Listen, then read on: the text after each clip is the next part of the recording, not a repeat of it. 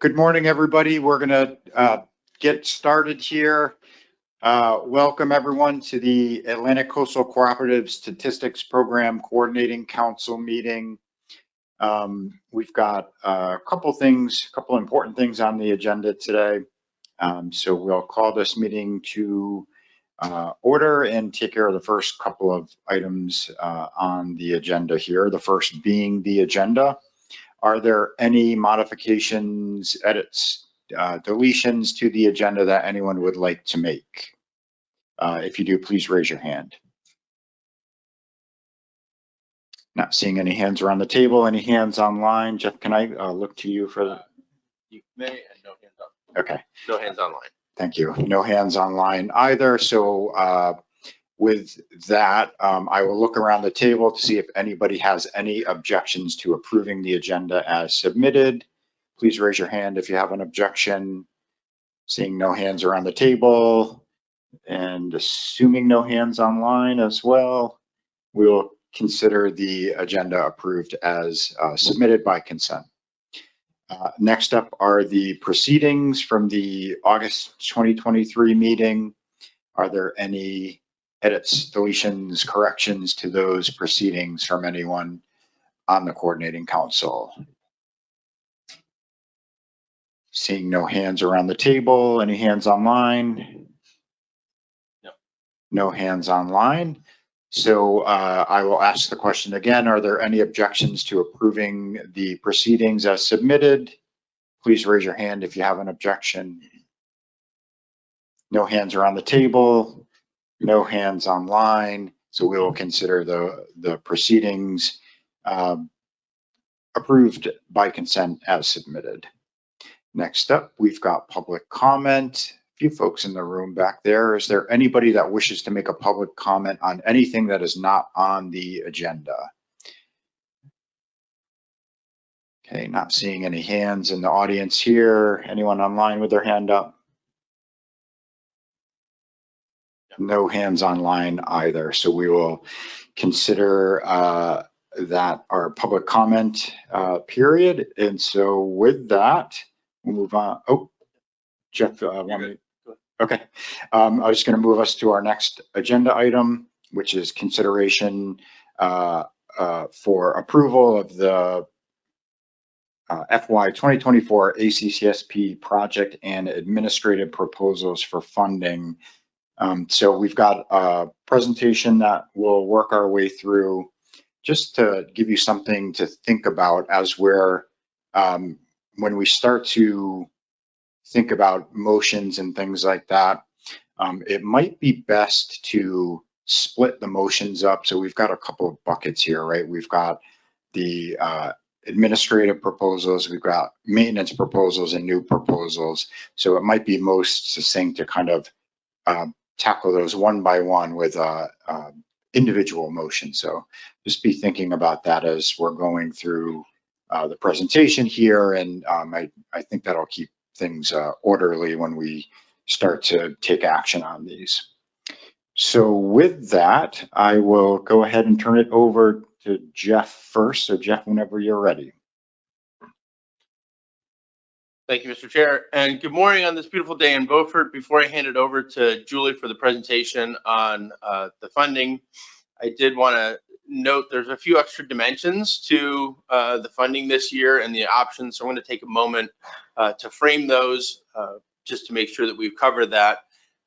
First, the annual kind of expected funding of $3.5 million is normally split between 75% maintenance and 25% new, and that's really the base funding and approach that was presented to the operations and advisors as they ranked through the proposals and that information went through. Another dimension is the unallocated $250,000 from last year's budget that is currently in the ACCSP administration budget ready to be allocated. The decision on that in a prior coordinating council meeting was to maintain flexibility and have the coordinating council choose where and how to use those funds. So those were not automatically split to the 75%, 25% maintenance and new.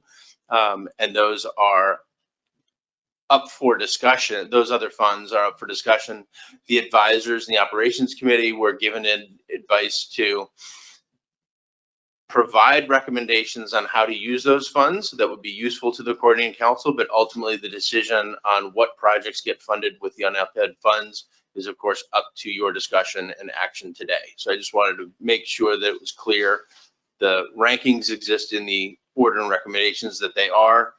The unallocated funds as they come up under the motions we try to be clear about what comes under base funding and how the discussion and coordinating council wants to decide how to use the unallocated funds. So that's a little bit of background on why those recommendations from the ops and advisors were framed that way. And that was ultimately to maintain the decision-making and choice at this body. So, thank you. Julie? Thanks, Jeff. Good morning, everybody. I am going to be presenting today on behalf of the Operations and Advisory Committees, their recommendations and their rankings. What we wanted to do is start out by showing sort of the comparison between the operations and the advisors rankings. This is because we used to present them individually, and in some recent years we've actually been just presenting the combined rankings. And as you know, each person's ranking has an equal weight. However, as we will talk about later, we have a dearth of advisors right now, and so their collective opinion is not as powerful as it used to be. So we wanted to separate it to show you the difference between the two groups in the rankings. So we'll start with the maintenance projects here. They are color coded, so the left column is the operations and the right is the advisors, and the colors will show you the projects that are different. In this case, there are only 2 projects that rank differently for the maintenance proposals, so there was a lot of agreement in the maintenance proposals. Next slide, please.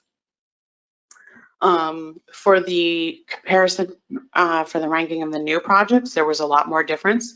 So I used as many colors as I could find that tried to be different. And hopefully you're not colorblind. So this, again, just shows the difference. One of the things that you can see, however, is that in the partner columns, we've colored those green as the ones that when we combine the rankings are the ones that get funded. So one of the things that you can see is that while there are differences in the rankings, for the most part, the majority of the projects that are recommended for ranking do fall into the top for both groups.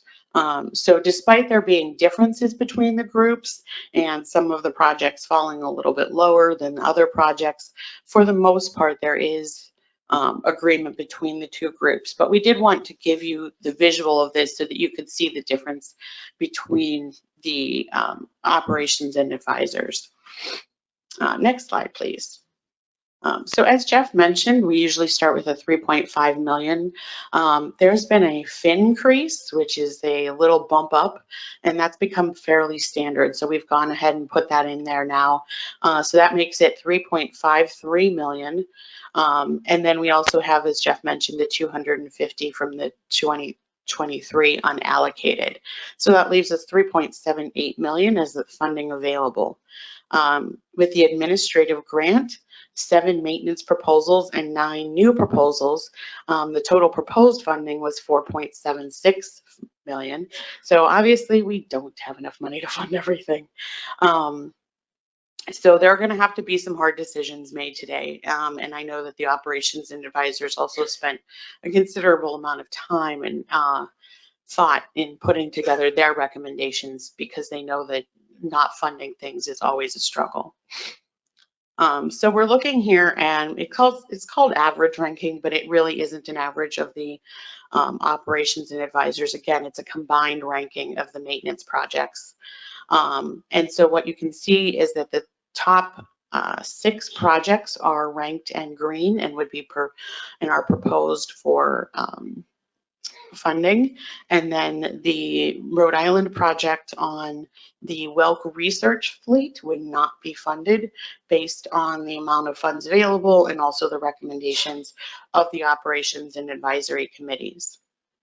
Next slide, please. Using the 3.53 million, we are going to look at the new projects. The top 3 projects that would be funded are the South Carolina vessel project, the Southeast Fisheries Science Center dockside biosampling, and then also the Massachusetts Oracle Forms region line. Then other proposals that were considered to be very strong and considered that the operations and advisors would like to find funding for are the Improving Catch and Effort from the Mid-Atlantic Council, and then also the Economic Impact of Rhode Island fishing industry. It was asked to specifically point out that the majority of operations and advisory panel members ranked the economic proposal as high as they possibly could. However, that form has a range for modules that doesn't allow a score above 6, whereas biological and catch and effort can have up to a 10. And so even being ranked as high as possible, it doesn't come up as high in the rankings. And that's one of the reasons that they're recommending going out of order. Because there's a lot of pots of money this year and not enough money to fund everything, we tried to put together a little infographic that tries to explain how the money is being distributed. And the yellow boxes represent the recommendations of the Operations and Advisory Committee. So at the top, you have the 3.53 million, and that gets split into the 881 and the 293,000, and those go into the maintenance and new proposals respectively. Then there is 2.3 million for the administrative grant, and that does include option 2, which is the Xamarin option. And then there is 44,000 that does go into the Garfo overhead.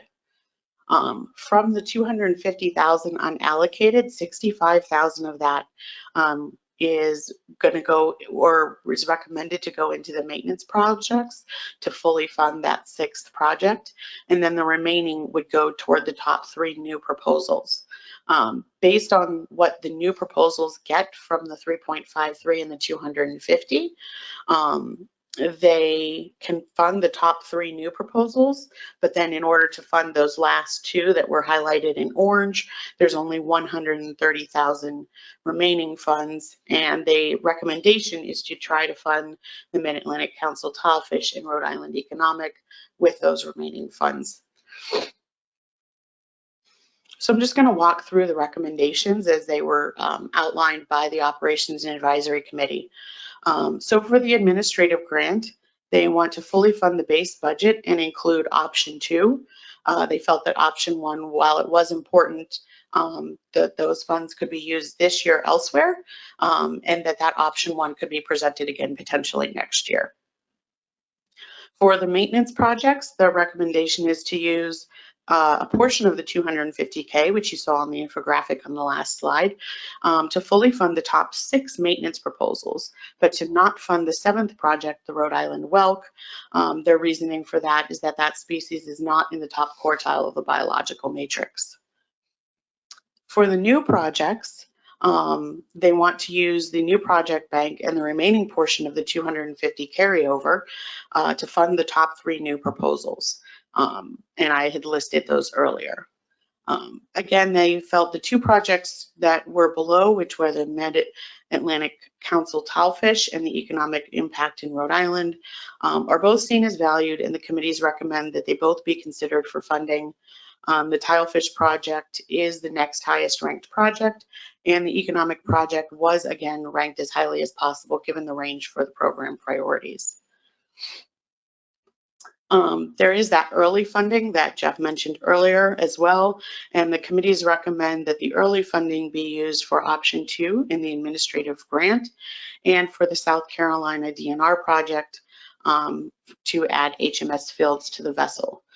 Both projects are able to start work on that timeline, and because of the nature of implementing those projects, no funds would need to be moved, so activity would be able to begin fairly quickly. Finally, their recommendation is The committee's request that the funding subcommittee be convened by this group to review and potentially update the available point ranges of program priorities in the ranking process with the consideration of the increased importance of socioeconomic data in recent years. A number of the factors that the group cited were things like wind farms, whales, so many other projects where socioeconomic data is becoming much more important, and they feel that those projects should be able to receive a higher ranking.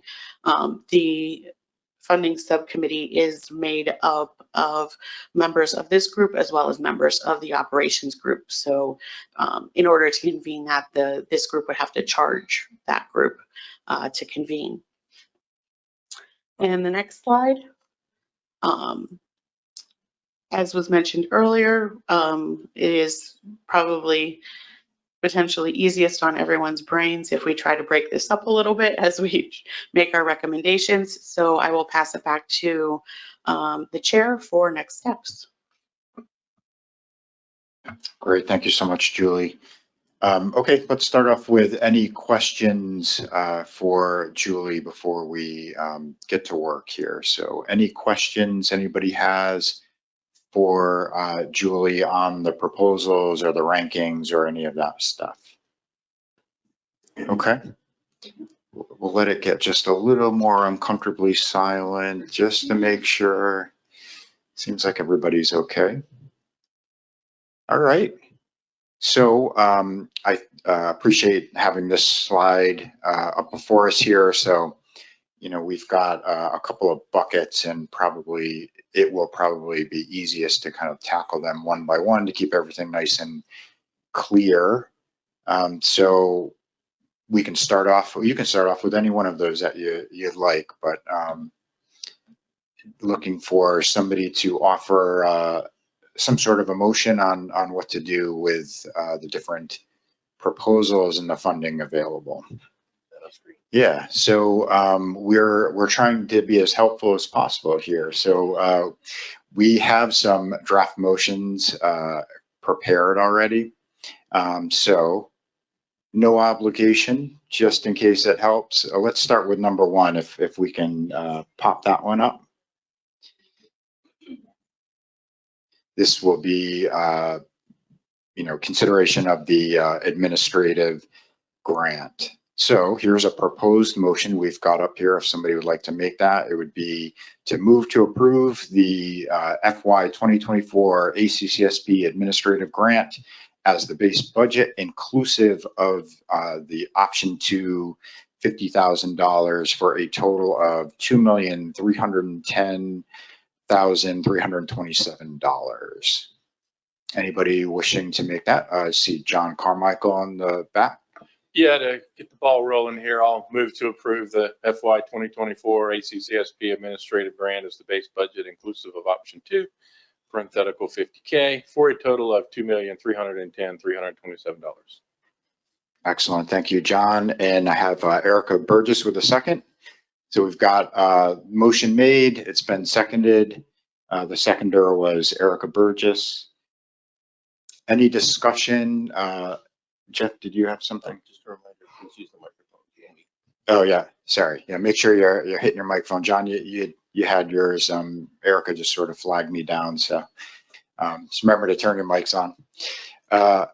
Okay, so we've got a motion made by John Carmichael, seconded by Erica Burgess. John, do you wish to say anything more on that? Nope. Erica, anything to add? Nope. Anyone wishing to have any discussion on the motion? Okay, not seeing any hands around the table. Anyone flagging us down online? No hands. Okay. Well, why don't we go ahead and move this along, and I'll call the question. I will call the question. All those in favor of the motion, please raise your hand. 3 online. Sorry. There we go. Gotcha. Okay, so that count is 19 in favor. All those, actually, folks online, put your hand down. Okay. Although anyone opposed to the motion, please raise your hand. Any abstentions to the motion, please raise your hand.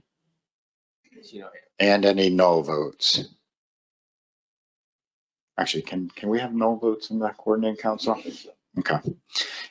Great. All right. So that motion passes 19 to 0. Thank you very much for that. So why don't we go ahead and move on to the next draft motion.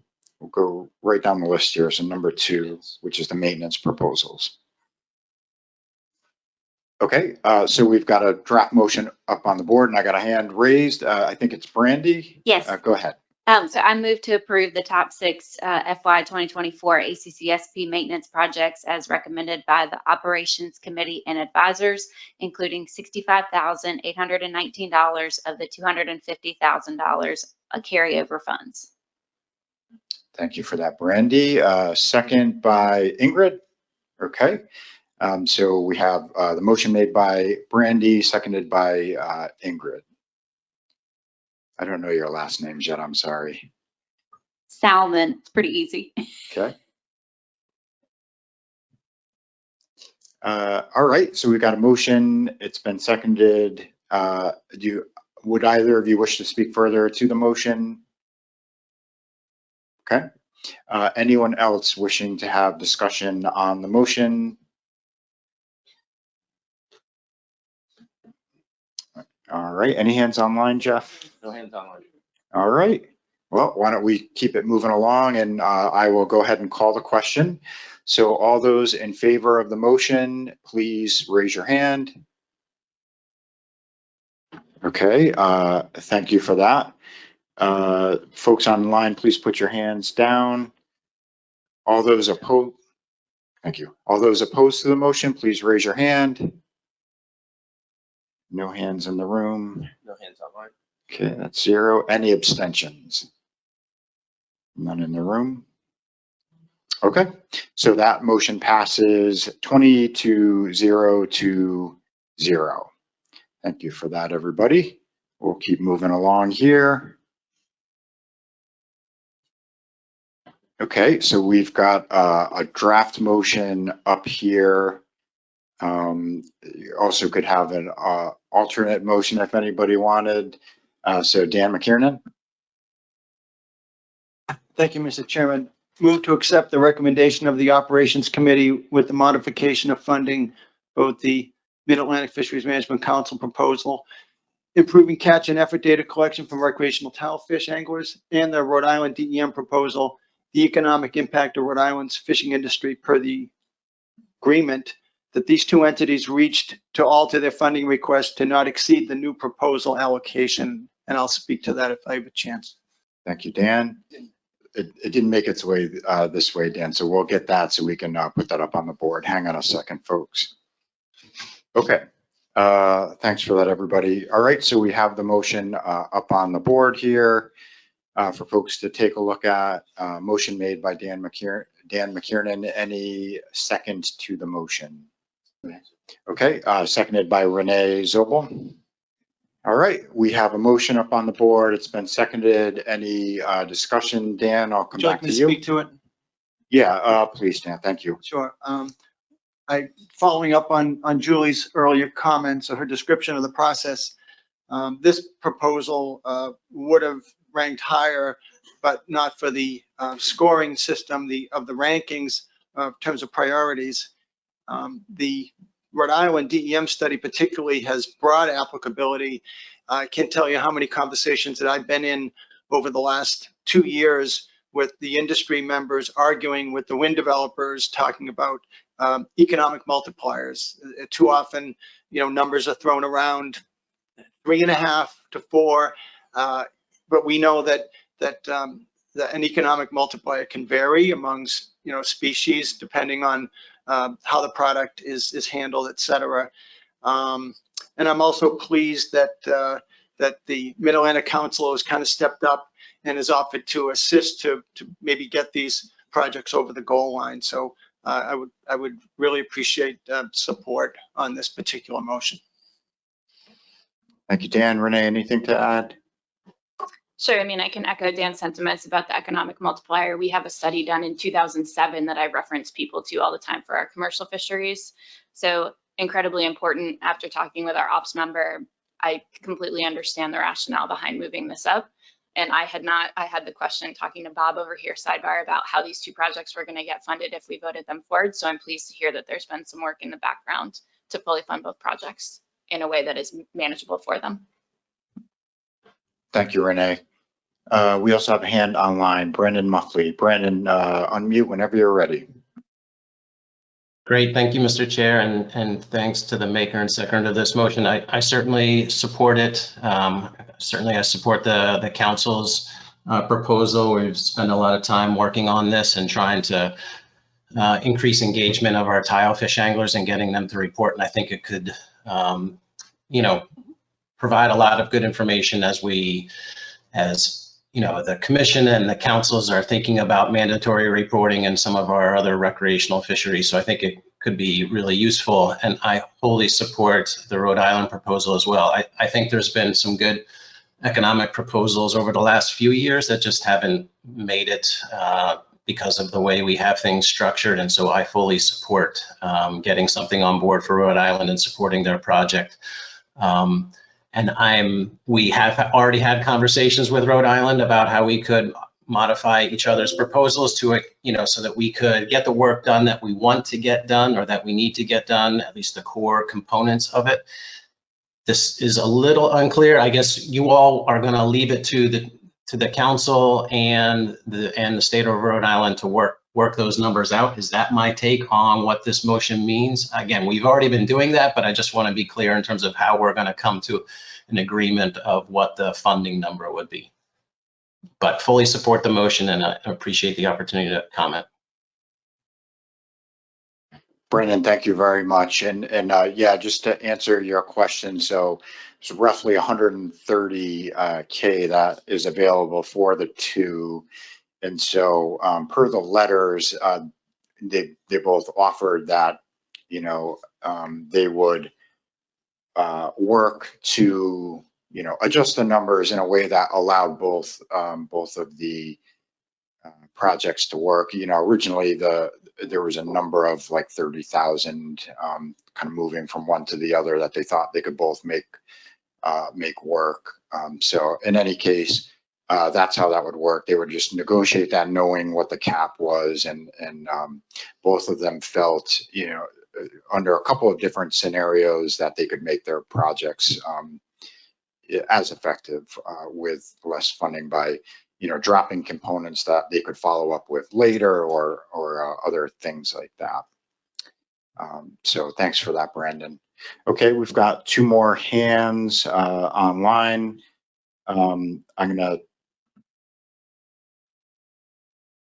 I'll start with you, Richard. Please feel free, Richard Cody, feel free to unmute whenever you're ready. Sure. I just wanted to offer to Brandon and the Mid-Atlantic, if they require any technical support for the catch and effort data collection, please, feel free to reach out to us at Office of Science and Technology. So I just wanted to put that offer out there. We would be happy to collaborate on that. Thank you, Richard. Next up, I have Kathy Knowlton. Go ahead, Kathy, and unmute whenever you're ready. Good morning. Can you all hear me okay? Gotcha, Kathy. Great. I just wanted to add my support for these two options, in particular, the economic impact proposal. It's not only for the reasons that have been enumerated this morning, but also the ability for this project to be transferred to other ACCSP partners in terms of coming up with the protocol for economic multipliers. And that is one of the things that ACCSP does best, is having a partner start with one project and it being able to be transferred to other partners and get that, as we always refer to it, the bang for our bucks. So additional reason to support this. Thank you. Thank you, Kathy. Next up, we have Carrie Kennedy. Go ahead, Carrie. Thank you. I think I just want to express maybe a word of caution or concern that it feels like we're maybe a little out of process. It's not so much that I disagree or don't understand the importance of these projects, but I do think that ACCSP has the ranking priorities, the advisors and the operations committee have the priorities that they have, and we are, through some workshops in the future going to be, exploring the priorities and importance of things like accountability. And so while I understand that there is some socioeconomic room in ranking for projects, I think that maybe what needs to happen is that we need to sort of evaluate some ranking criteria, that maybe it's appropriate at this point, because I certainly understand my state doesn't have a lot of economic information about our commercial fisheries. And I suspect that as we walk through offshore wind and other, ocean planning issues, those things are going to become more important. And I think ACCSP needs to reflect that in their ranking criteria a little better. Thank you, Carrie. However things work out here, I had flagged, that recommendation as well. So I'll be sure to come back to that one way or the other. Thank you for that. We've got another hand online, David Gleckner. So David, go ahead and unmute whenever you're ready.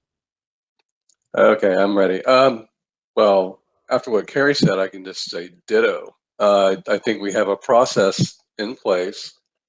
Those priorities are there for deliberately, right, for all of the modules. And it seems like at this point, we had not thought we were to the point where the economic module had risen to the degree that the other modules are prioritized. But it seems like now might be the time to move forward.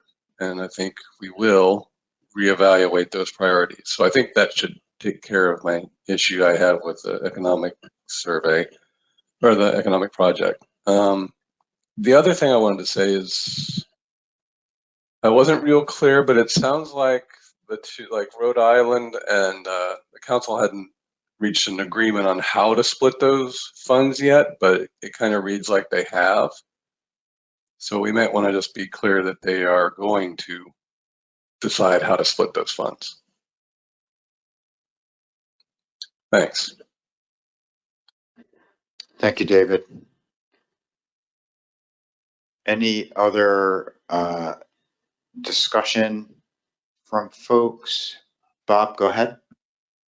Great, thank you, Mr. Chair. You're just kind of commenting on, the negotiation between the council and Rhode Island DEM. I have utmost confidence they'll figure it out, but it's a pretty significant cut going from those two projects total 225, and there are only 130K available. So it's a, 40+% cut to those projects. But so, I think we may want to have on the record some sort of backstop if they're not able to come to a resolution and a negotiated spot, that it goes back to the funding subcommittee or some, the sort of the what if. I don't think it's going to happen. I think they'll figure it out. It sounds like they've made a lot of progress, but it's probably worthwhile to have some backstop process in place just in case they need some help finishing their negotiation.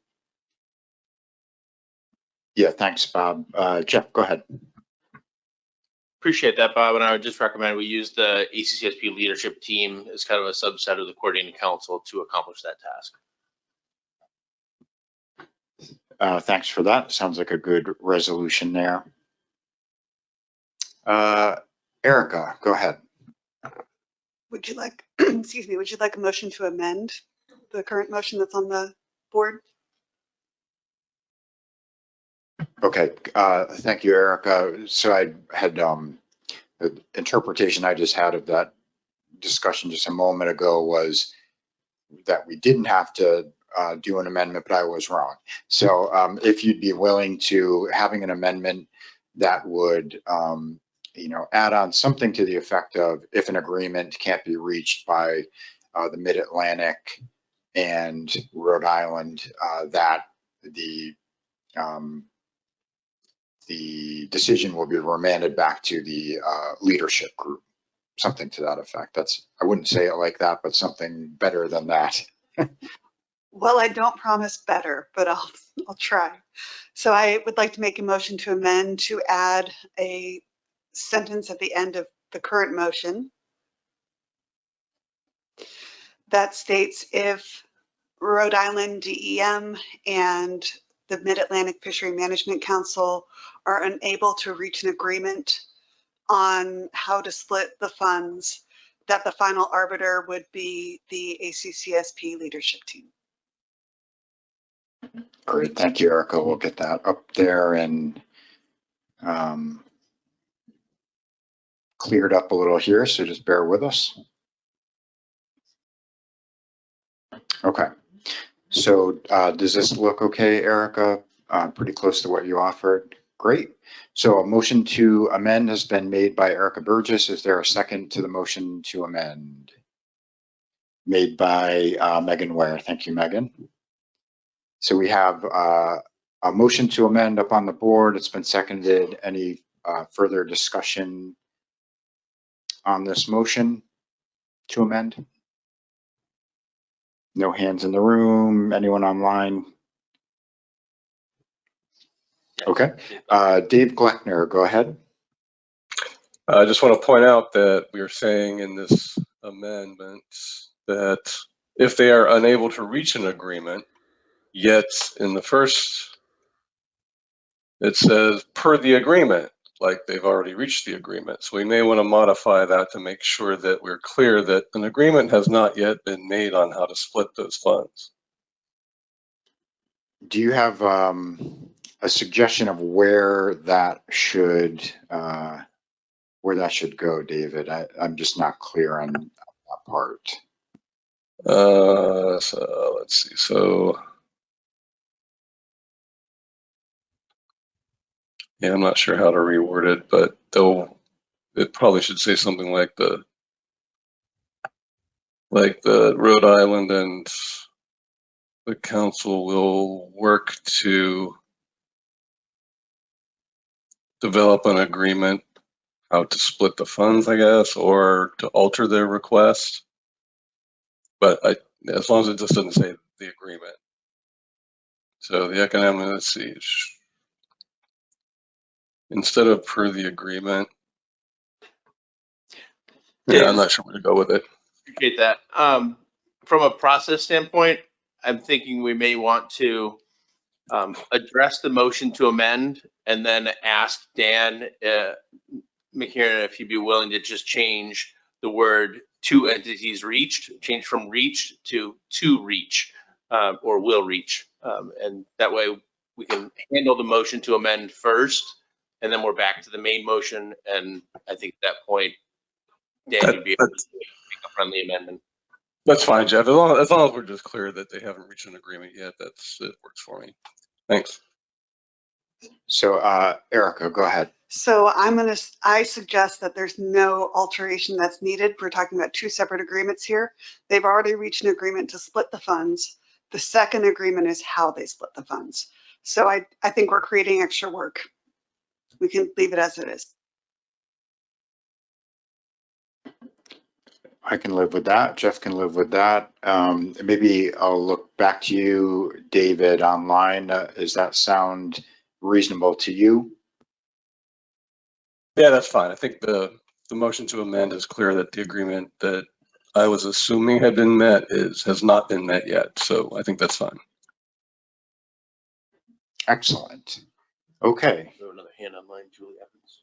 Okay, we got another hand online, Julie Evans. Go ahead, Julie, and unmute whenever you're ready. Oh, thank you. Yes, my name is Captain Julie Evans. I represent the East Hampton Town fishing industry, and I would like to add my support to the economic impact of Rhode Island's fishing industry. effort, as we would benefit from that information here in East Hampton, as we have also had our fishing industry work around the offshore wind industry that has placed a lot of burden on our fishermen. So I would add my support to that. Thank you very much for recognizing me. Thank you, Julie. Appreciate the comments. Okay, so let's take care of this motion to amend. Anybody need any more time on this? Any more discussion? Not seeing hands around the table. Any hands online? Any remaining hands online? No more hands online. Okay, so let's go ahead and call the question on the motion to amend. All those in favor of the motion to amend, please raise your hand. Okay, 20 in favor. Hands online, please put them down. And we'll do anyone opposed to the motion. Please raise your hand. No hands in the room, no hands online. Any abstentions? None in the room, none online. Great, so the motion to amend passes. So we'll get the new main motion up on the board, just bear with us. Go ahead, John.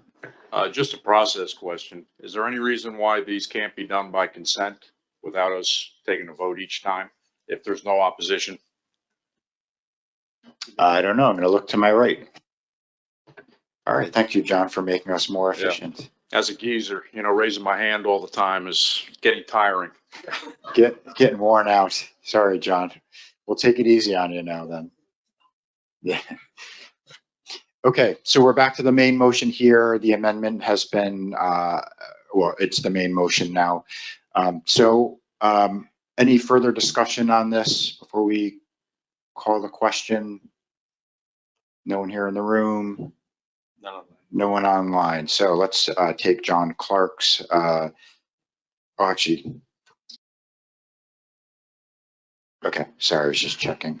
Okay, so we have the main motion here. Are there any objections to the main motion? If you object, please raise your hand. None in the room. None online. None online, so the motion passes by consent. Great, thanks everybody. Appreciate that.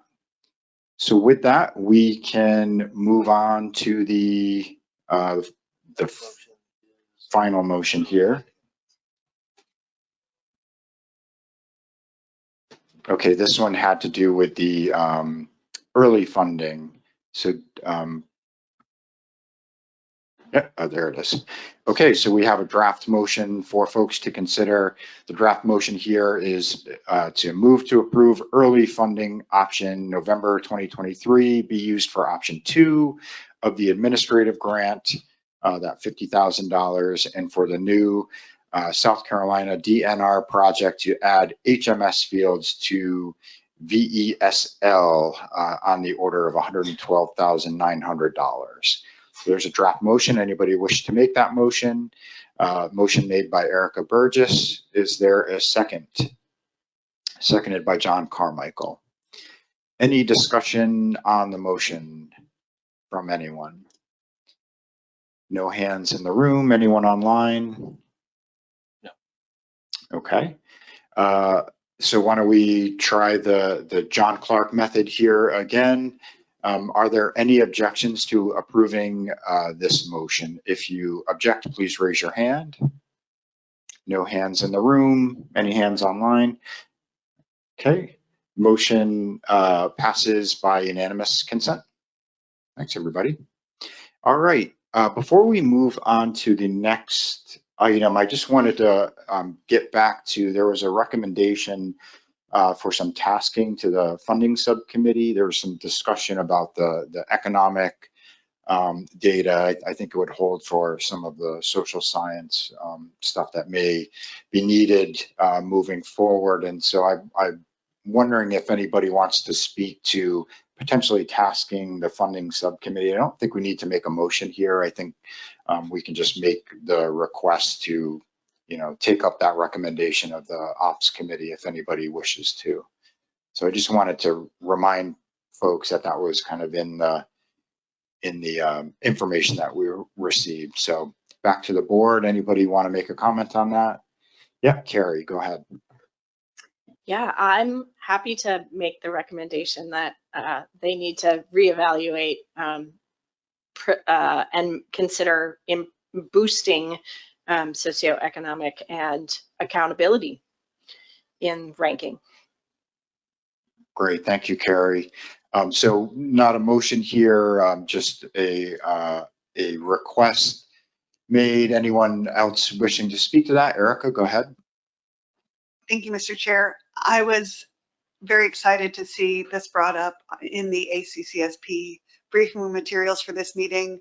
I am very passionate about the social sciences and their value to our decision-making process. So I'd like to see them receive higher ranks as projects are considered in the future. And I encourage the committee to reevaluate those rankings.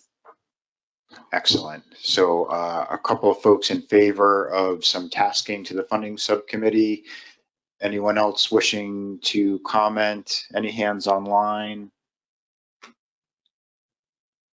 Second. No hands online.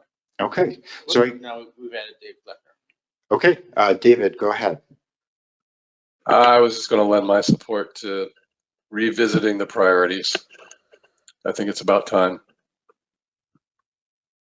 Great, thank you very much. So I think that's it's all based off the recommendation that we received. So I think we've got enough guidance there. So appreciate that, everybody.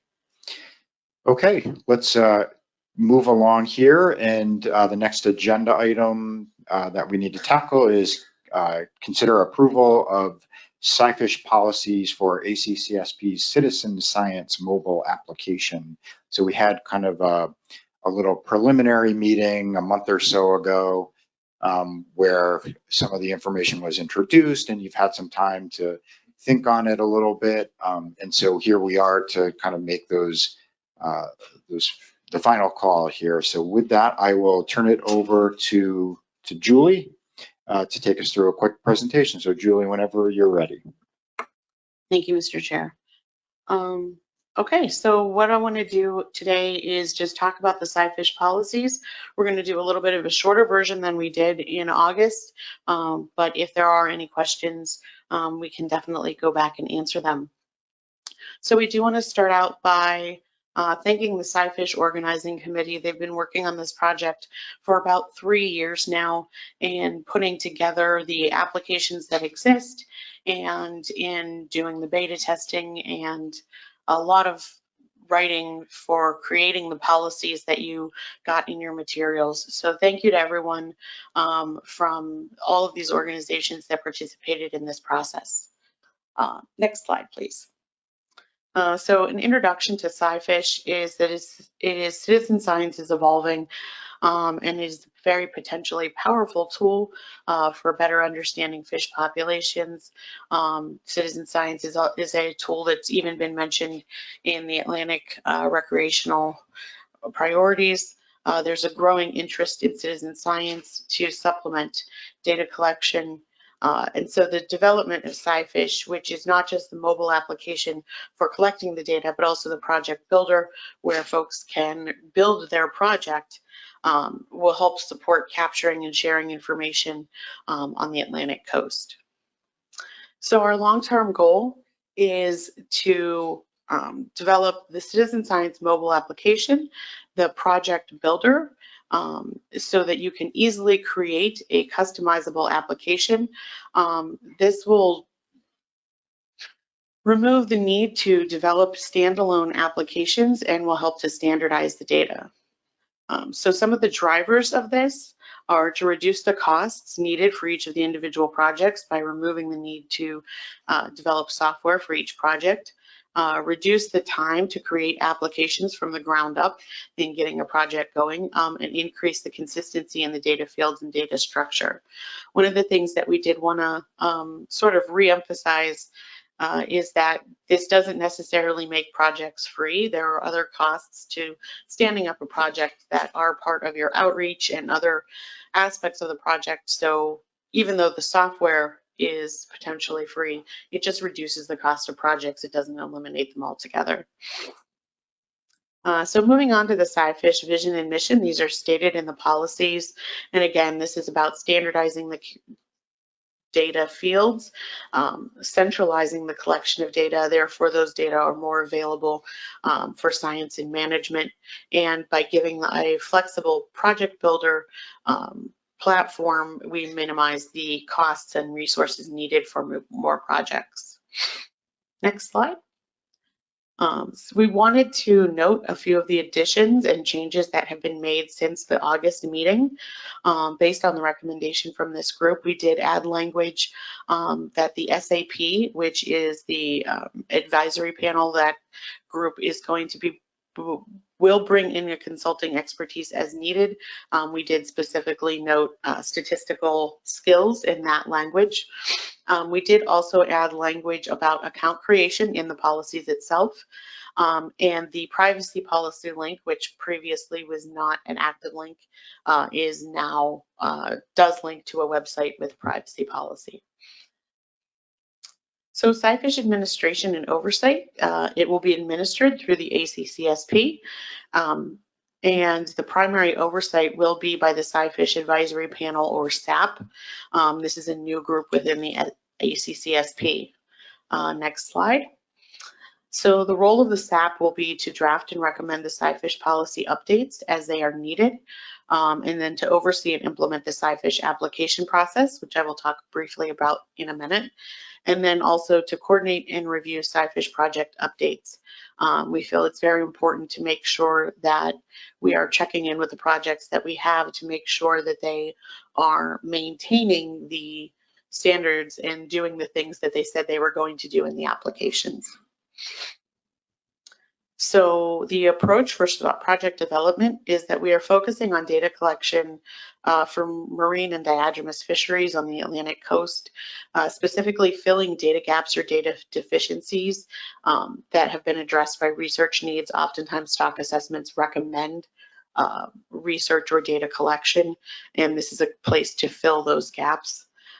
We want to use intentional design and clearly articulate how the data are collected and also how those data are going to be used in management and or stock assessments. This is something that needs to be identified prior to the beginning of a project, not after the data have been collected. And finally, this encourages this collaboration between scientists and fishermen. So the application process is multi-step. There's going to be a pre-application. We will be accepting those in April, June, October, and December. And then there will be full applications that are accepted in February and August.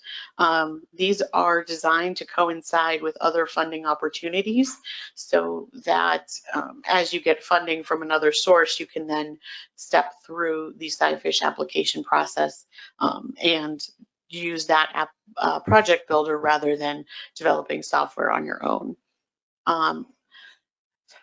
For the application topics, there are boxes here that list all of the topics. We did go over these in August, so I'm not going to go over each one of them in detail, but I do want to point out that the ones on the right, the last two columns, are in the full application only.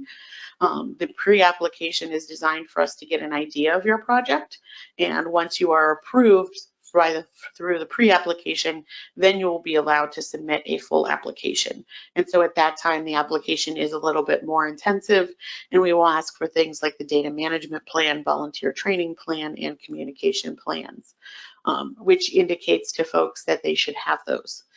Because if you can't upload one and or write one for us, then that's a gap in their project planning. For the review criteria. In the pre-application, we are essentially looking for, have you answered all of the questions fully? If you have, are you addressing how the data will be used in assessment in our management? And also, is this project a good fit for citizen science? It's very important to recognize that not all projects are a good fit for citizen science. It's a very useful tool, but like any other tool, it can't be used for everything. In the full application, we do have a more rigorous review. Those criteria are ranked by specific numbers, and they are ranked by the entire group. An average of those rankings is taken, and then if the score is not high enough for any, if there's any criteria that falls below a 3, then that application would not be approved. We would work with the applier in order to get them up to the point of being accepted. For account creation, we have option 1, which is currently in place, and this is a safest account, which is a standard ACCSP account that is created by a PI. A second option would be an auto approval. Essentially, this is a non-safest account, and so someone could essentially just sign up, and then the user would be creating their own account in the SciFish project. Option 3 is the combination, where a PI would choose whether they wanted to use option 1 or 2. We previously mentioned that this was an important aspect that needed to be addressed because there was interest by North Carolina to be using option 2, and that due to the number of people that they were going to be having, creating those applications was going to be, or creating those accounts was going to be burdensome for their staff. That situation has become potentially more critical, and so I will allow Brandy to speak to that later. But that is definitely something that will need to be addressed, probably rather sooner rather than later. Some of the additional policy topics that are covered in the documentation that you received are hardware requirements, data access, resources, security, transparency, branding. All of these items are covered in the materials that you received. You also have the link that you received in August with a video on how the project builder works, and all of those were available in your materials. So some of the key takeaways is that if you are a project PI, you do need to be either an ACCSP partner, or you need to be sponsored by an ACCSP partner. Sponsors will essentially be not required to do the work, but making sure that the work that is being done is meeting the proper standards. We are focusing on supporting citizen science. In the beginning, we are going to be limiting the current data fields and not adding new data fields, just in the interest of simplifying the initial rollout of the project. Then we wanted to again re-emphasize that project development doesn't require funding, but it does use ACCSP resources. We will have to create a SciFish advisory panel, and that will be done through applications from individuals and then recommendations from this group, or appointments, but from this group rather. And then we will definitely have to address account creation quickly. So the process that we've gone through is that we presented to this group in August. We presented to the Operations and Advisory Committee at their meeting in September, and they did make a motion to approve and recommend approval from this group, and that has been done. And so today we are putting this in front of you as consideration for action. Finally, we did want to talk about the rollout of the project. If it is approved today, then in December, we will finalize the project builder and all of our outreach documentation, including a new page on the ACCSP website. In January of 2024, we would put out a call for the SciFish Advisory Panel members. And then in February, membership would be approved, and we would hold our first SAP meeting. And then the first round of pre-applications would begin to be accepted in April of 2024. And I will turn it back to you, Mr. Chair. Excellent. Thank you so much, Julie. Good info. So we've got a couple of folks who can help out as the questions are coming along. So we might go to other folks besides just Julie, but open it up to the council for questions. Yep, Brandy, go ahead. Yeah, so I just first want to give some kudos to Julie and all the staff that are working on SciFish. They're awesome, and they've been working so hard to consider all the different avenues and things to be able to finalize these things here. And so good job to you folks. You guys are awesome.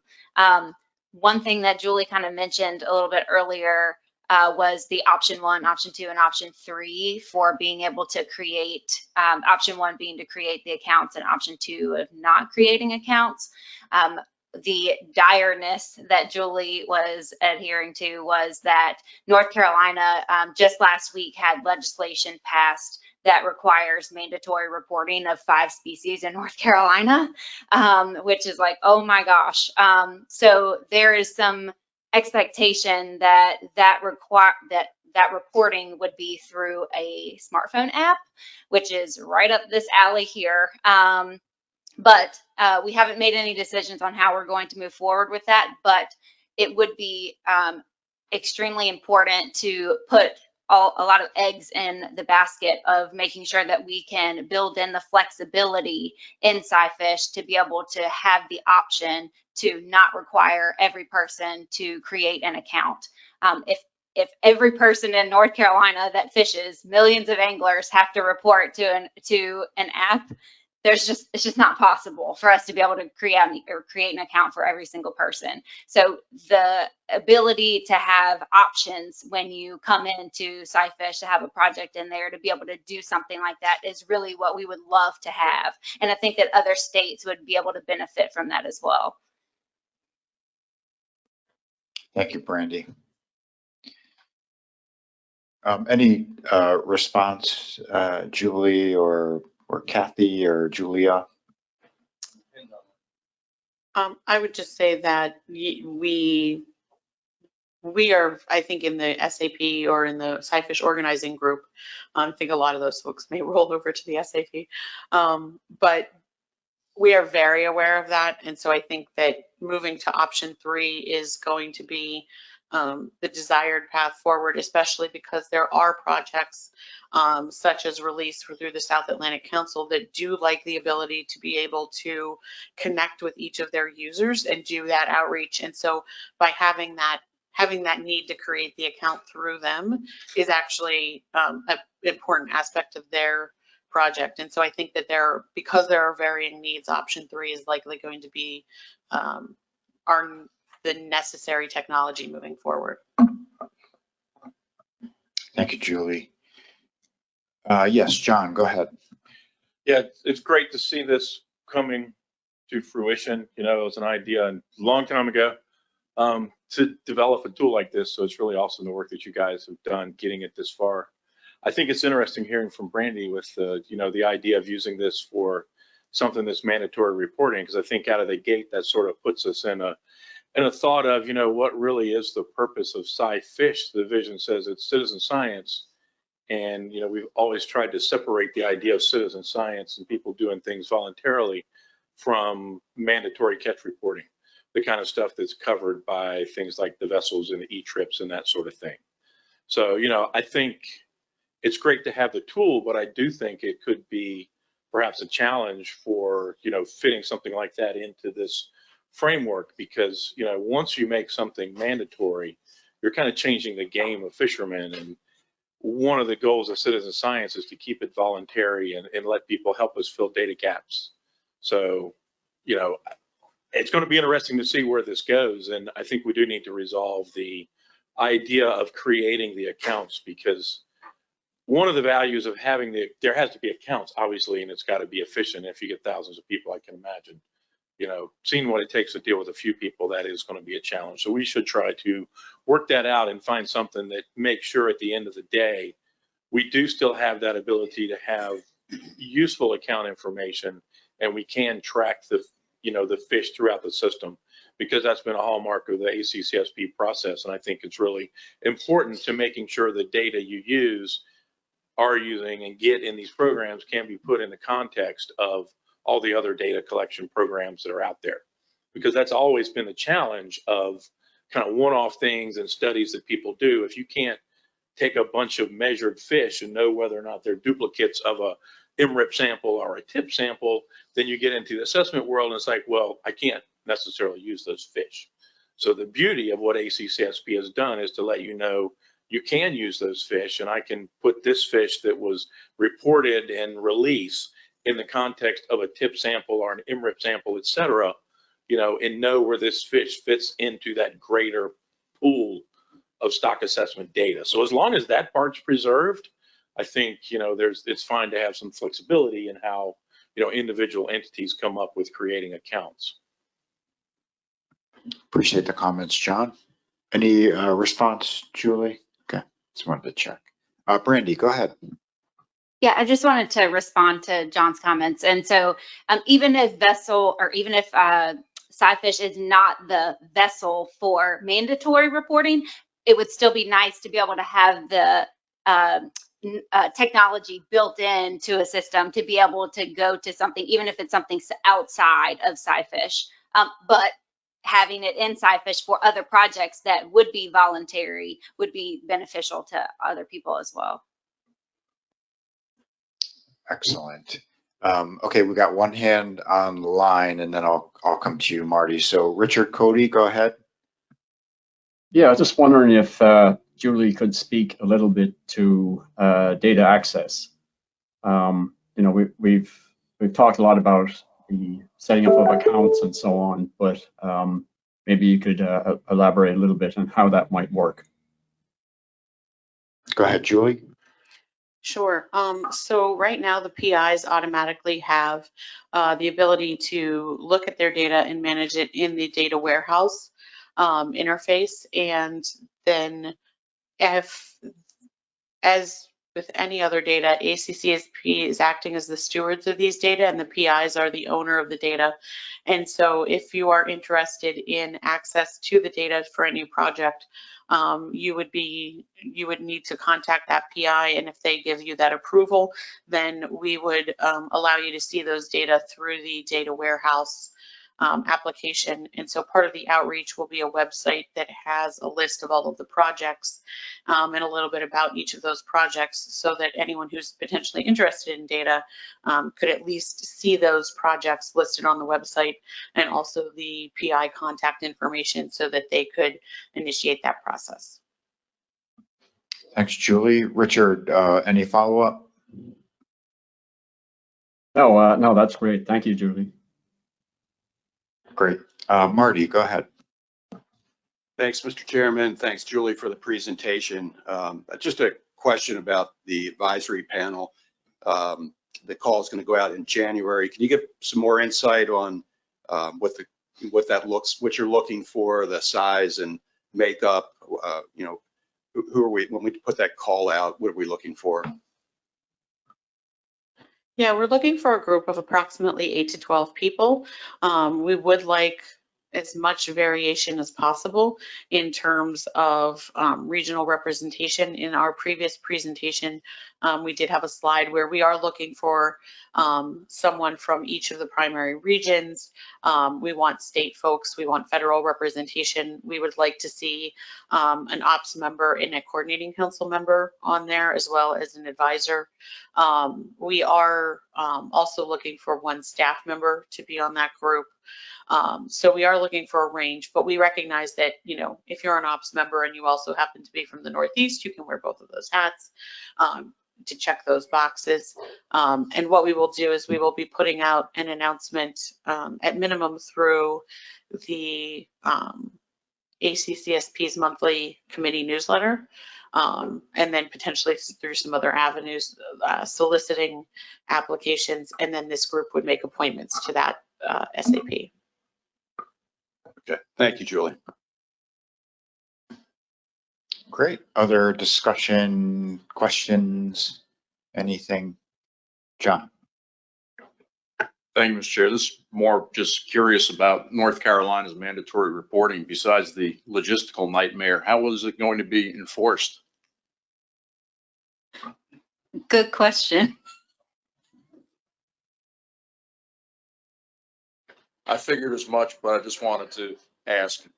Yeah, there's specific legislation language that has sort of a phased-in approach. So we have essentially a year to build whatever we deem appropriate to be able to collect the data.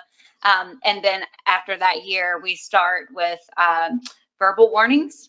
And then a year after that, we start with, I think, some kind of written warnings. And then after that, another year after that, it would be like $35 tickets or something like that. Did they give you much funding? They gave us $5 million to spend in a year.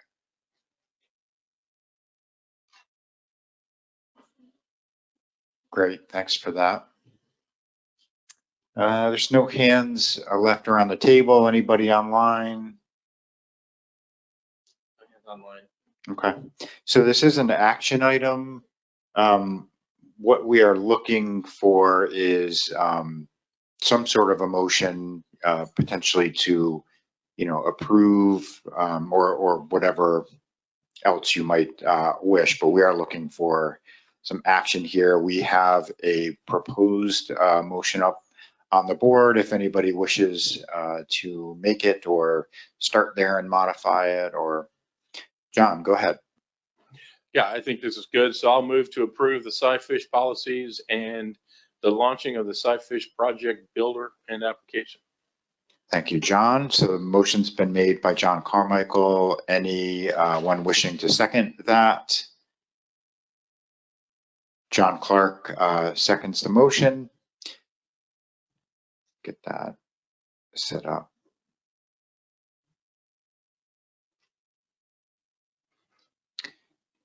John, John Carmichael, anything you wish to add as the maker of the motion?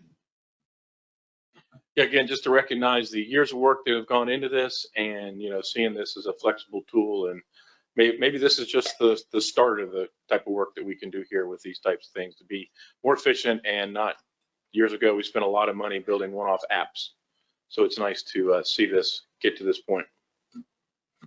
Thank you, John. John Clark, anything to add? No, Mr. Chair, I'm exhausted from raising my hand so much. Yeah, you had two there with the add an F second, sorry. Okay, so any further discussion by the board? Any hands online? All right, so let's try this approach again. Are there any objections to approving the motion that is up on the board? If you object, please raise your hand. No hands around the table. Any hands online? All right, so the motion passes by unanimous consent. All right, thanks everybody. And really nice job to the team that has been working on this for so long. It's super cool. All right, moving on to the next agenda item. We have program and committee updates, and I'm going to turn that over to Jeff White whenever you're ready. Excellent. Thank you, Mr. Chair. And just before we move forward, I also want to say thank you to Julie and the entire SciFish group that has brought that forward. It's an excellent amount of work and effort that they've brought to us, and it's a movement for ACCSP to start addressing more of the citizen science data collection and dissemination in a new zone. So very excited about that. For our program updates, there's usually a long list of ongoing activities. Today we've got a short list of focus items that we did wanted to share and highlight with you in this presentation.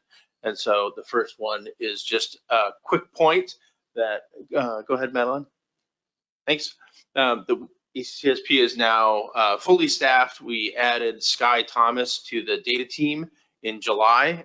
She is a Virginia native. She completed her master's at UNC Wilmington, and her shellfish and aquaculture and GIS information is going to be very useful. She's currently working a lot on the biological module and the data inputs into that from a couple of our partners. So welcome, Sky. Moving forward to the software. And I'm going to do that differently. 1 second. Thank you. And go ahead and move forward one more slide. The software group's been quite busy with a long-term projects. The validation project, Julie hosted a workshop in May of 2023. This is really focused on electronic trip reporting, the safest e-trips application. We had a lot of different partners in person for a week-long meeting there, and they really went through the process and the data flow, the details of the diagram below. You don't need to read at this point, but it was identifying all of the data flows of where work was occurring, where it was occurring on paper, where was it manual, where could it be electronic, and where could those items be added in to the safest electronic trip reporting as data field validations, responses back to the end users to improve data quality, and those types of items. So the red stars are listed as kind of the pain points. Here are items that took a lot of manual effort or had a lot of difficulty in completing those tasks. And then the yellow stars are validations that needed to occur. So some of this was an in-person process, some could be electronic. And one of the exciting things about this is we did have funds from FIS to move forward and begin the programming from that. That project has already begun. And apologize, one moment. Yeah, go ahead. One more slide forward, please. So that project has already begun, and what you can see here, we have a contractor, we've got funds from FIS, and we've begun to program the validations into the background of how eTrips works. That includes an interface in SMS, the safest management system, testing of how that works. The partners are going to be required to enter some information about what are the boundaries that can be entered into those fields. We're working now on some of the core fields of that, and between now and February, we'll be adding in additional validations in terms of what are the range checks, so is it numerical or is it character, and then what are the warning messages that should come back. And in January, we'll be focused more on the attributes. The attributes is kind of our software naming of detailed items that are a lot more flexible, that might be individual partners. They might be fields that can be added or subtracted depending on what permit you have and what type of report you're submitting. So I just want to give you guys an update that this work that had been defined earlier in 2023 is now ongoing, and we're looking to implement that in early 2024. Next slide. This is in line with some of the software long-term project plans. So the items in 2022 were completed, and the items for 2023, registration tracking is an additional way to manage the fishermen, the dealers, the entities, the business entities in between them, and who can see different records and have access to things. That is a structural change we're doing internally at the moment, and that will be rolled out for partners that wish to submit the additional fields and tracking information into the data systems in 2024. Future steps will involve including those fields into electronic trip reporting and electronic dealer reporting, but right now the structure needed to be created first before we move forward with other designs. And moving into next year, this is also part of the action plan, is the electronic dealer reporting redesign. So being able to move the online form to be more flexible. There's a whole series of a switchboard for what questions can and can't be asked, and updating that to an API submission, better processing behind the scenes, and really getting a refresh of the electronic dealer reporting platform that's been in place for many, many years. So it's ready for a refresh in that standpoint. The goal of a 2025 rollout is really to align the different pieces of the online, the mobile, the API, any file upload components to all be pushed out at the same time. So the regulations, depending on how data are submitted, would all be applied at the same point in time. Next slide. The These projects and other new ones will certainly be discussed during the upcoming spring committee meetings. The information systems meeting will really be looking at how to implement registration tracking, how to expand one-stop reporting. If you recall, one-stop reporting was the initiative to make sure that folks that had multiple permits to be able to submit one report through the Safe as E-Trips API or data collection systems, and have that shared with multiple federal entities. That so if they've got a south and a northern permit, that they can submit one report and have it shared behind the scenes to both of those entities. The next steps in that is to include more of the state requirements and any state-specific questions and partner-specific questions that wanted to be added to the one-stop reporting. So there's a few more of these items coming up, but given that we're coming to the third year of a 3-year software development plan, having a plan for staff and priorities by the partners in terms of where to go next, including other developments to be supportive of your process and also the data management needs. So next slide. At this point, we wanted to pause and just kind of see if there's questions on kind of the software development or future planning that you wanted to ask at this point. Okay, so looking to the council, any questions for Jeff?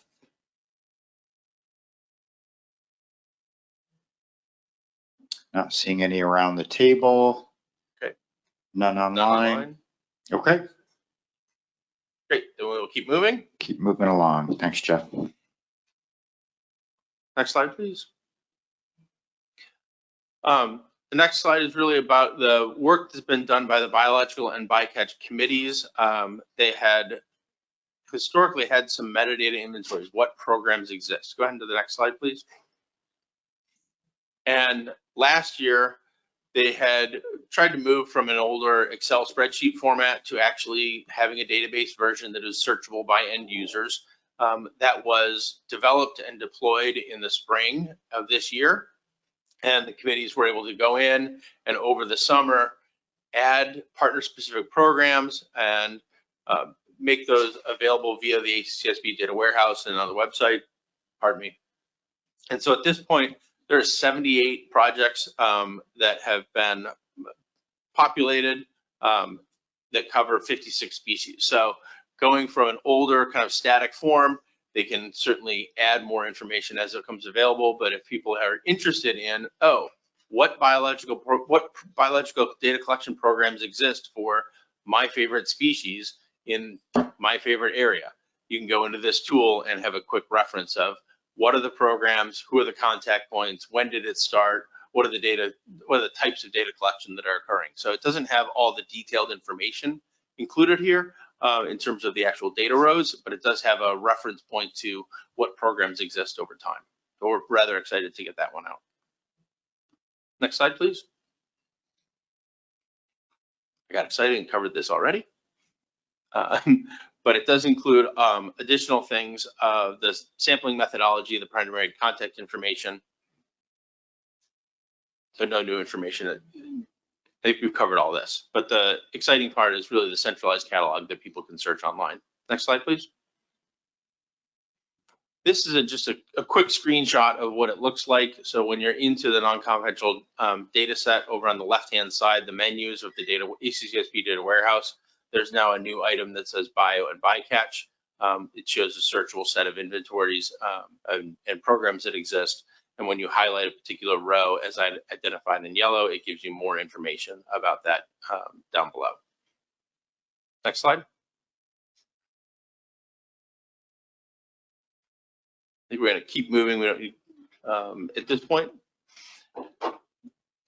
Another item that was had come up through Coordinating Council several years ago was the development of the 2022 Accountability Report, and the Best Practices Workshop was identified to compare data collection programs, the audits, and the trips versus dealer reports. This was mentioned by Carrie Kennedy. It's been a work that Julie has organized the workshops on, and given the ability to schedule things and the propensity for the federal government to stay open and be included in the workshop. We have shifted this from late 2023 to February 12th through 16th, 2024. This will be an in-person meeting down in Charleston. We've got a lot of the folks identified that will be there already.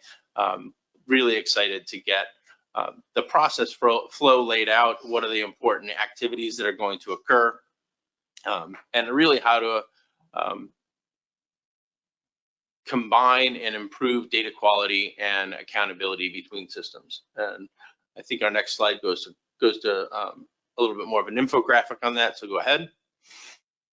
So by identify the workload, the staffing, and the skill sets, kind of the pros and cons of what can be done with the resource availability, and then evaluating a rubric for implementing new or updated programs is kind of be all things that will go into this idea of an accountability toolbox, which will help move partners forward, and ACCSP help to address what data collection is occurring, how does it align between one data stream, fisherman reporting, and another data stream, the dealer reporting, and even beyond that.